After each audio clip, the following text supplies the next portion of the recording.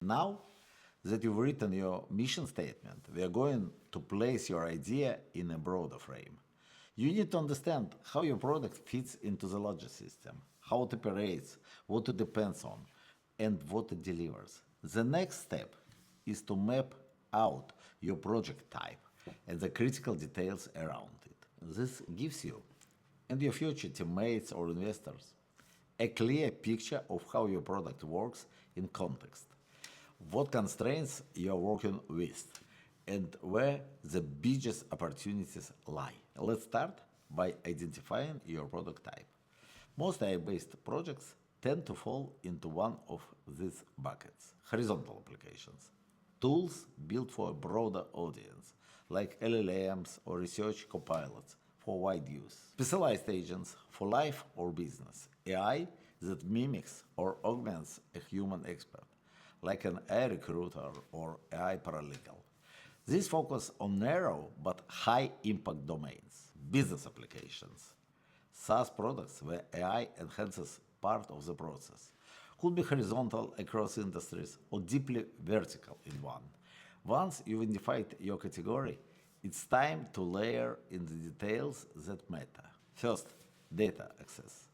Are you building with open data sets or do you have access to something proprietary? That decision affects both your differentiation and your model choice.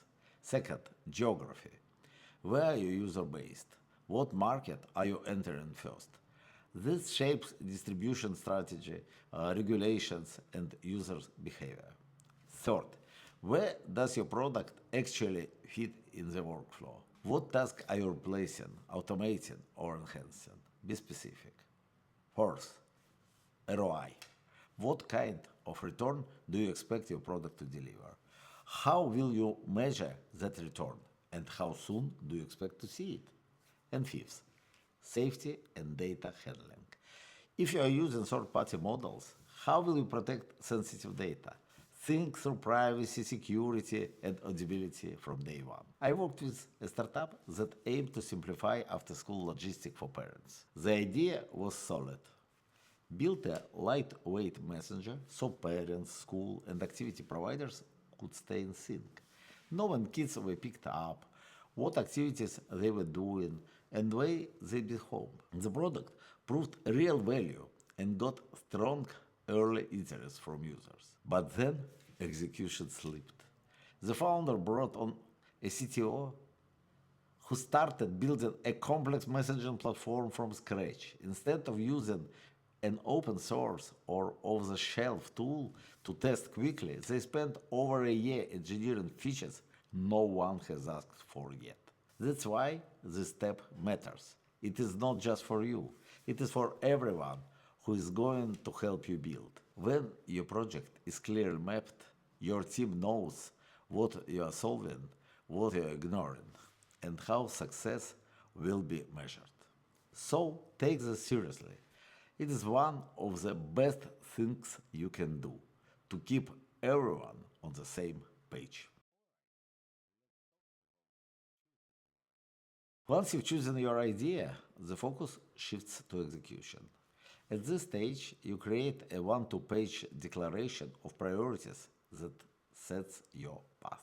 The declaration should include clear goals, milestones that you can track, realistic timing, a modest number of key initiatives that will truly move the needle. We will dig into the details of the execution plan later. For now, remember this: keep your core statement stable while your execution evolves. Let's look at the perfect example of focus done right. Square positioned itself as the only all in one platform made specifically for barbershops. The statement didn't sit on a slide, it ran through every decision of founding team made. From the beginning, they chose to narrow their scope and avoided the temptation to serve salons, spas, or every beauty business. Instead, the founders picked one market,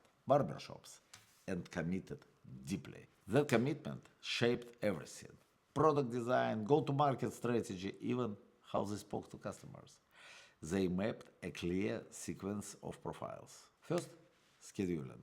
They built a system to manage bookings and shares. Then, payments. Then, inventory management. Each milestones built directly on the previous one and tied back to the core promise, making barbershop operations simple and reliable. When resources were limited, Square made a critical move. They invested in understanding the market deeply before scaling features. The founders spent hundreds of hours in real barbershops. They observed workflows. They noted pain points. They talked to barbers and shop owners. Many founders would have diverted that investment to faster development. Square didn't. And that made all the difference. Because their domain focus was strong, they were able to build the product that resonates with users and grows steadily. So, what does this mean for you? It means the real test isn't how many ideas you can list or how many features you can build. It is whether you can solve one clear problem for one specific user in a way that makes that user to choose you over other solutions. That is what focus looks like in practice. And that brings us to the one final thought. Ideas are cheap. Focus is expensive. You either do one thing so well and your customers love it, or you end up doing many things and nobody really understands what you're up to. So please choose wisely. There is one last piece that I want to pay special attention to. Practice. After every lecture, you'll get a structured practice pack. Today's include three things. First, a short knowledge check to make sure the core ideas are locked in. Second, a few exercises that push your project forward. And finally, a peer interview where you learn by explaining, listening, and asking questions. Everything is linked right below this video. Please make time for it and don't skip it. When you actually do the exercises, even if they feel raw or unfinished, you start spotting gaps early. And when it's time to pitch or to build or to bring someone new onto the team, you're not scrambling. You already have the foundation in place. Thank you for your attention. I'm excited to see you soon.